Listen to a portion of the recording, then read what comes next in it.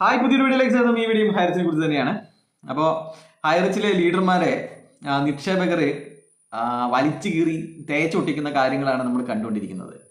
ഹൈറിച്ചിലെ ലീഡർമാർ വിചാരിച്ചിരുന്നത് ഇവരുടെ ഗ്രൂപ്പുകളൊക്കെ admin only ആയി കഴിഞ്ഞാൽ രക്ഷപ്പെടാം എന്നാണ് വിചാരിച്ചിരുന്നത്.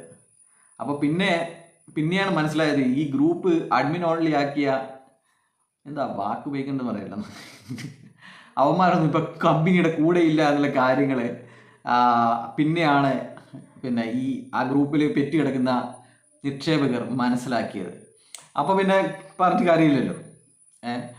അപ്പോൾ അതുകൊണ്ട് എന്ത് ചെയ്തു എന്ന് വെച്ച് കഴിഞ്ഞാൽ അവർ തന്നെ ഈ വാട്സപ്പിൻ്റെ ഗ്രൂപ്പ് ഉണ്ടാക്കാൻ വലിയ പണിയൊന്നുമില്ല. അവർ തന്നെ ചെറിയ ചെറിയ ഗ്രൂപ്പുകൾ ഉണ്ടാക്കുന്നു.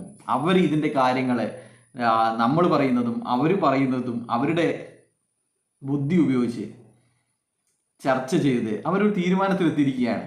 അപ്പോൾ അവർക്ക് മനസ്സിലായത് നമ്മൾ കേട്ടതെല്ലാം, നമ്മൾ പറഞ്ഞതെല്ലാം എല്ലാം കളവായിരുന്നു എന്നുള്ളതാണ്. 5-8 മാസം നമ്മളെ ഇവർ പറ്റിക്കുമായിരുന്നു എന്നുള്ള സത്യമാണ് അവർക്കൊക്കെ മനസ്സിലായത്. അതുകൊണ്ട് തന്നെ ഇപ്പോൾ അവരുടെ ഗ്രൂപ്പുകളിലെ കാര്യങ്ങൾ, അവരുടെ ലീഡർമാരുടെ കാര്യങ്ങൾ വരുന്നത് കാത്തു നിൽക്കാതെ അവർ തന്നെ വഴികൾ തേടി പോവുകയാണ്.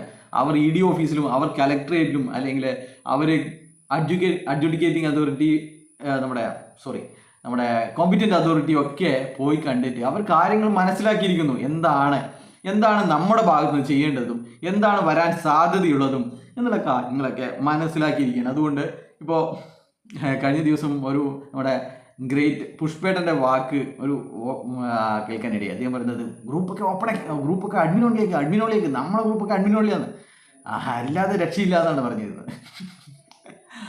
അപ്പോൾ ഇങ്ങനെ വായ് മൂടിക്കെട്ടാം, സത്യത്തെ വളച്ചൊടിക്കാം, കളവ് പറയാം, നട്ടാകുരുക്കാത്ത കളവ് പറയാം എന്നൊക്കെ വിചാരിച്ചിരുന്നത്.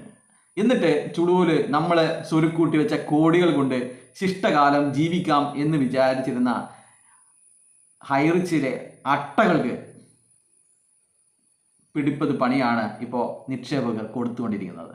അപ്പോൾ ഇത് നമ്മളൊക്കെ പറഞ്ഞു തുടങ്ങിയിരിക്കുന്നത്, നമ്മളൊക്കെ നിർത്തി എടുത്തു നിന്ന് അവർ തുടങ്ങിയിരിക്കുകയാണ്.